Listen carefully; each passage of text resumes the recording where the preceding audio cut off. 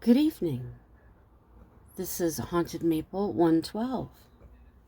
Thank you for coming by to join me this evening. I'm going to be telling you about 4 different haunted locations. The first one is the University of Toronto. The Soldiers' Tower is haunted by a workman who fell to his death in the 1930s. It has been reported for a light to be seen in the Memorial Hall window. Security guards feel very uncomfortable here, making their rounds. A sneeze has been heard on occasion when no one has been inside. The most notable haunting began in a love triangle. September 1858, Ivan, a stonemason, was murdered. A beautiful young woman by the name of Susie had 2 stonemasons in love with her. Susie's interest was with Paul. Ivan, however, was in love with her. Susie and Paul would meet secretly. One day at work on the grounds, Ivan grabbed an axe, charged the archway. Paul held a dagger. He ran up the stair and waited. When Ivan reached Paul's location, he jumped out and killed him. He placed Ivan's body beneath the tower steps, believing it would never be found. But in 1890, a fire at the University College caused his bones to be found. He now lies at rest in the building's courtyard. A student coming across his spirit invited him to a party. The student claimed he was as solid as himself. He went further to say that they sat by a fire and the spirit told the story of his death, then disappeared. Another student reported talking to Ivan's spirit. He informed him that he would be back for Halloween or Valentine's Day. Ivan is blamed for lights blinking. They claim he plays with the lights when his story is recounted. Myself, I have a friend who went to the University of Toronto. She had invited me to go with her when she was picking her classes. I went with her. I didn't tell her about the haunting. As we were walking along one of the hallways, I got a chill. I said nothing to her. When we got to a second set of doors, I went ahead and told her the story about the axe mark in the door. And then she promptly told me that that was in the set of doors that we had passed. And that's exactly where I felt the chill.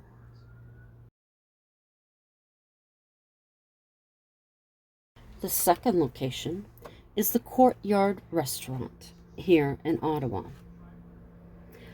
Originals Tavern in 1827. Then Garrison from 1866 to 1870. Then a hotel in 1872, and now a restaurant. During the typhoid epidemic, 1911 to 1912, it was a temporary emergency center. In 1872, a major fire affected the building. One woman did not survive. It was reported she went back into the burning building to retrieve personal paperwork. In present day, staff talk of an unwelcoming feeling in the building. A female staff member claimed to have seen a woman in Victoria clothing peering out a second-floor window. She looked back and then turned to the window again, and she was gone. A few years later, another staff member reported the same spirit, but peering out of a different window. Yet another female employee took the night shift. She was a skeptic. One evening, that all changed. While on the second floor closing, she heard footsteps coming down the hall.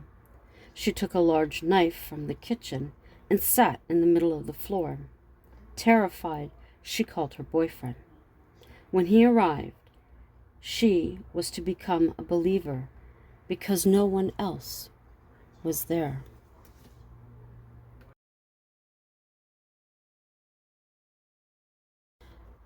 Our third location is the Cornwall Jail in Cornwall, Ontario.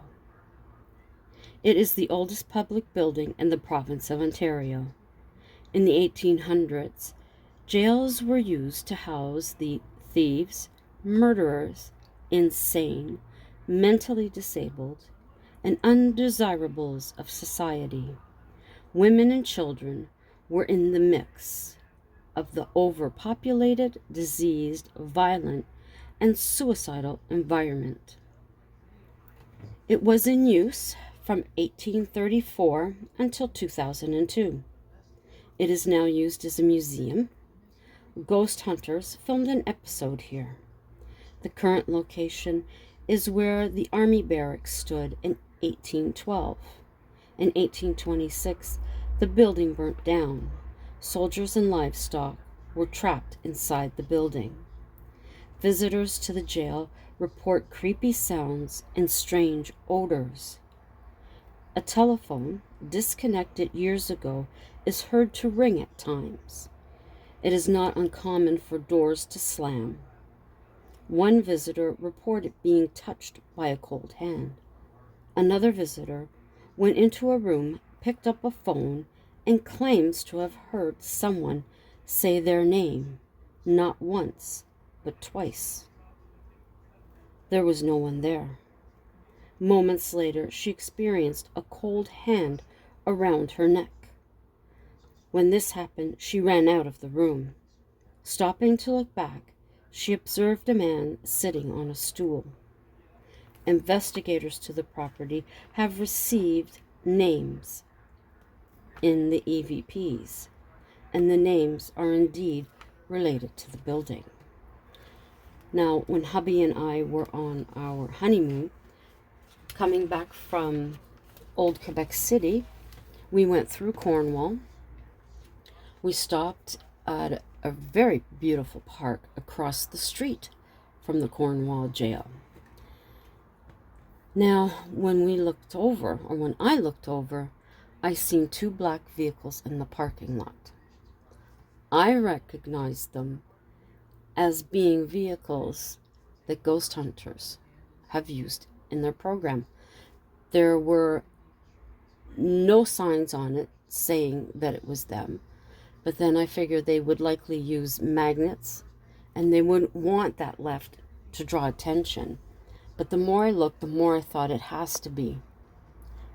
And I had toyed with the idea of just going over there, playing stupid, knocking on the door, trying to open it, and saying, "Oh, my husband and I are on our honeymoon. We'd like to come in and tour." And so, you never know. Maybe we would have got to meet the ghost hunters. You never know. It would have been interesting.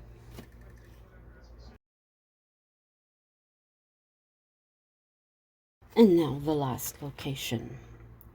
The old Carleton County Gallows. Built in 1862, it served as a jail until 1972. It is now known as Ottawa Jail Hostel. There were 5 official hangings and rumors of unofficial ones. The gallows is still in working order today. There are 150 unmarked graves that have been located on the property. The most famous hanging was that of Patrick James Whalen. He was convicted of assassinating Thomas D'Arcy McGee, a father of Canadian Confederation, in 1868. In 2003, schoolboys on a tour were jumping on a slab of concrete, laughing, calling out Patrick Whalen's name. It is thought his body is buried there, though there's no proof. The boys suddenly stopped. Both boys' noses began to bleed. Guides and other guests have reported nosebleeds as well. People believe it is Patrick Whalen making his presence known. In 2005, a hostel guest observed a woman in the fourth-floor bathroom with a blanket over her head. The woman turned round. She had no face. A figure in a long black cloak has been seen wandering the halls. Prisoners' cries can still be heard from an underground tunnel. Some guests have reported a figure holding a Bible either by their bedside or sitting on their bed. Death row was closed off by a heavy door at one time. A member of the staff's hand was slammed on. This caused the employee to lose a finger. The door since has been removed. Another employee was slapped by an invisible hand in front of their co-worker. In seconds, the red shape of that hand appeared on their face. 3 hostel guests from Germany demanded their money back. They had not experienced anything paranormal during their stay. The person at the reception desk explained there is nothing guaranteeing they will. As they continued to demand, a penny lifted from the till and then fell to the floor. They left quickly without a refund. Now, when I first came to Ottawa, hubby took me on the haunted walk as a birthday gift. And as we approached the hostel, I was interested. As we walked up the steps, still interested. But when we got to the steps leading to the little porch, it was as if I was in another time. I was wearing a long skirt, top, and I was carrying a bucket. Inside the bucket was something for a gentleman that I was going to see. I have a feeling it may have been food. But as soon as I crossed the threshold, I was back to being part of the tour. Now we went through the tour, and then we were on said slab, which is just the other side of the gallows, down a little set of stairs. I turned to hubby and said, "I think he's here," pointing to the slab. "I think he's here." Not knowing anything about these hauntings beforehand, when the tour guide came out and she began her speech, she said that it was believed that he was buried beneath that slab, because apparently he had stated no grass will grow where he is buried. Whether he actually is or not, we don't know.